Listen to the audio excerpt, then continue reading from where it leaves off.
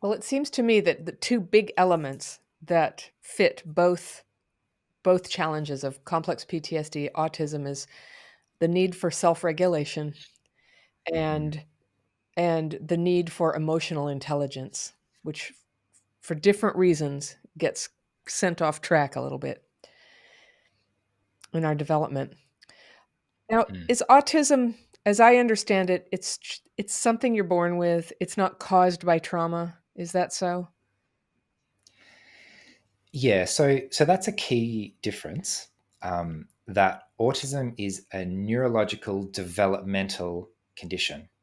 So you're kind of born with it, I guess, but it's more like you're born with the DNA that eventually develops over your life, especially in childhood. So that's why we don't always see autistic behavior straight away necessarily, because it affects how we develop. And when we hit these different developmental stages, we might experience those stages differently. So um, with that in mind, yes, you're born with autism, and everyone's brain develops differently. And the autistic brain tends to be less focused on the social aspect, less focused on copying other people naturally, and tends to feel a bit less in tune with that.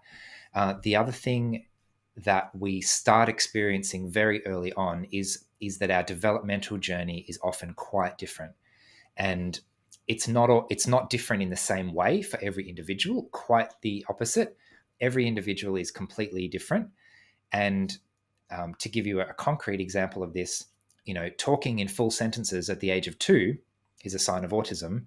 Not talking in full sentences at the age of 5 is also a sign of autism, right? So um, we can be either very far ahead or very far behind in any given area, and possibly far ahead in some and far behind in others. And this is part of the difference in development that leads us to have difficulty interacting with peers.